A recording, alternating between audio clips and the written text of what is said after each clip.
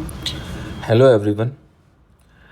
आज जो प्रॉब्लम हम डिस्कस करने जा रहे हैं ये NSCP 2023 की प्रॉब्लम है।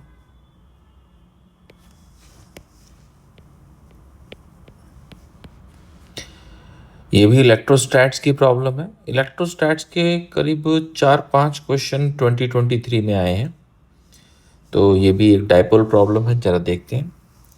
ए स्मॉल डाइपोल, इनिशियली हमें स्मॉल डाइपोल कहा गया है, is placed at the origin with its dipole moment p I cap oriented along the x-axis. E and V are respectively the electric field and potential at point A, which is x comma y. The observation at the point A, which is at large distance r from the origin, show that ये x direction की electric field, ये भी x की, ये Y की, और ये potential. यानी हमें इस क्वेश्चन में, ये मल्टी करेक्ट है, हमें एक्स और वाई दोनों डायरेक्शन की इलेक्ट्रिक फील्ड चाहिए और साथ साथ पोटेंशियल चाहिए, ताकि हम सारे ऑप्शंस को चेक कर सकें। देखते हैं कैसे करेंगे इस क्वेश्चन को। सबसे पहले हमने यहाँ पर एक डाइपोल एज्यूम कर लिया। अगर इधर सपोज माइनस क्यू चार्ज है, इधर प्लस क्यू चार्ज है, और इनके बीच की डिस्टेंस 2L है, ये भी L और ये भी L, तो इसका डाइपोल मोमेंट होगा माइनस से प्लस की ओर, यानी कि कुछ ये। लेकिन हमें जो इलेक्ट्रिक फील्ड बतानी है, इसे ओरिजिन माने तो यहाँ कहीं बतानी है। जिस पॉइंट पर हमें इलेक्ट्रिक फील्ड या पोटेंशियल बताना है, उस पॉइंट के कोऑर्डिनेट x कामा y है, और इसकी ये डिस्टेंस r है, ये एंगल सपोज थीटा है। r हमें गिवन है, तो अगर इस पॉइंट के कोऑर्डिनेट x कामा y है, तो हम कह सकते हैं कि जो x होगा that is r cos theta, और जो y होगा वो r sin थीटा। या हम ये भी कह सकते हैं कि x square plus Y square is r square. इस पॉइंट पे इलेक्ट्रिक फील्ड निकालने के लिए ये जो हमारा डाइपोल मोमेंट है, इसको हम दो डायरेक्शंस में रिजॉल्व कर देते हैं। हम जानते हैं कि डाइपोल मोमेंट एक वेक्टर क्वांटिटी है, तो अगर वो वेक्टर क्वांटिटी को हम रिजॉल्व करेंगे तो इस डायरेक्शन में जो हमारा डाइपोल होगा उसका डाइपोल मोमेंट होगा p cos थीटा, और इसके परपेंडिकुलर डायरेक्शन में यानी इधर की ओर जो डाइपोल होगा उसका डाइपोल मोमेंट होगा p sin थीटा। जो p cos थीटा है, इसके लिए ये एक्सिस का पॉइंट होगा, और एक्सिस पे इलेक्ट्रिक फील्ड जो होती है वो होती है 1/4 पाई एप्सिलॉन नॉट 2p/r³। लेकिन यहाँ p की जगह हम p cos थीटा यूज करेंगे, और इसलिए ये 2p cos थीटा/r³।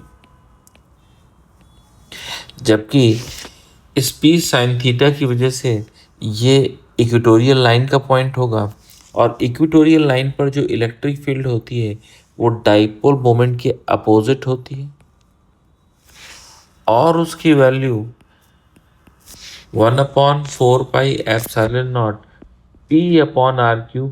लेकिन यहाँ p sin थीटा है, इसलिए p sin थीटा/r³। हम देख सकते हैं कि अगर ये एंगल थीटा तो ये एंगल भी थीटा, और ये चूंकि 90 होने वाला है इसलिए ये 90 माइनस थीटा। ये अगर 90 माइनस थीटा है तो ऑब्वियस है कि ये एंगल थीटा होगा। तो ये हमारा x डायरेक्शन है, ये हमारी y डायरेक्शन है। तो मैं E1 को अगर रिजॉल्व करूं तो इस तरफ हमें मिलेगा E1 cos थीटा, और इस तरफ हो जाएगा E1 sin थीटा। लेकिन मैं E2 को रिजॉल्व करूं तो हमें मिलेगा इस तरफ E2 cos थीटा, और इस तरफ हो जाएगा E2 sin थीटा।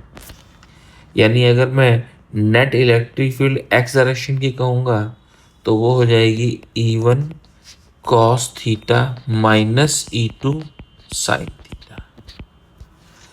और अगर मैं कहूँ वाई डायरेक्शन की इलेक्ट्रिक फील्ड तो वो होगी E1 sine theta plus E2 cos theta.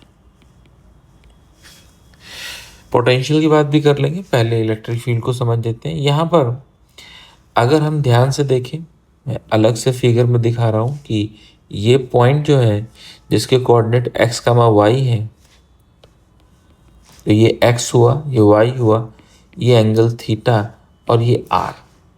तो हम कह सकते हैं कि cos theta at any time is x upon r and sin theta is y upon r। ये वैल्यूज हम यहाँ रखने वाले हैं। तो Ex हमें क्या मिलेगी?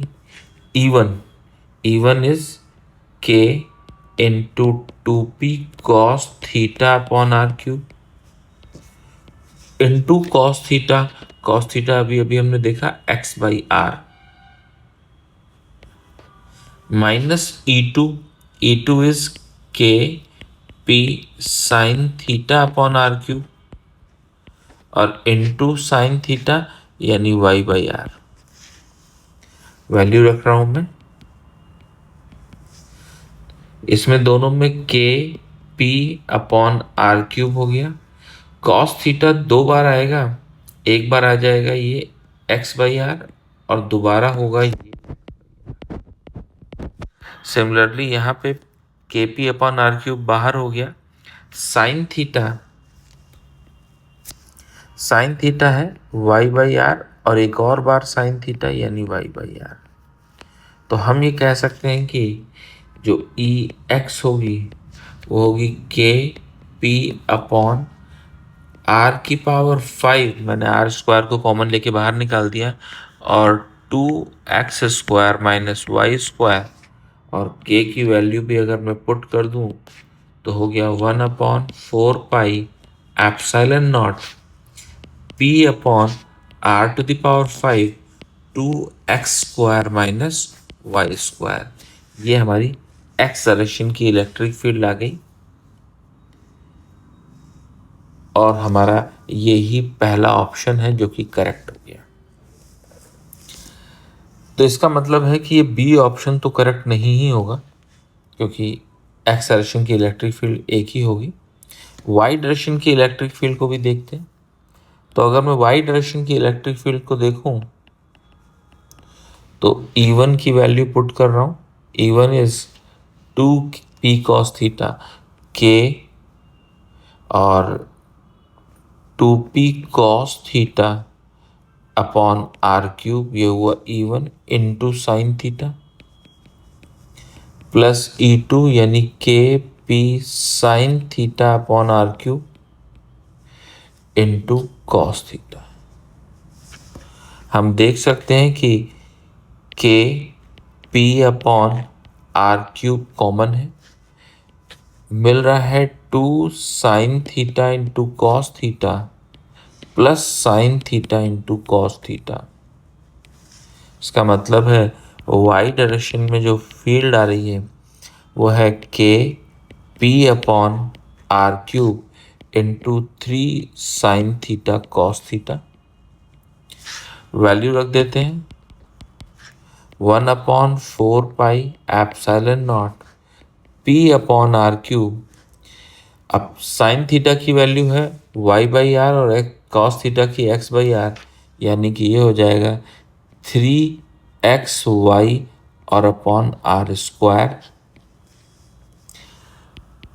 तो y डायरेक्शन की फील्ड आ गई 1/4 pi epsilon naught p by r to the power 4 into 3xy।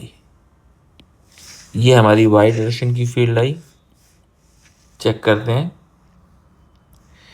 तो ये हमारा सी ऑप्शन भी करेक्ट है। अब बात करते हैं पोटेंशियल की। तो अगर मैं बात करूं कि ये डाइपोल है, डाइपोल मोमेंट है ये P।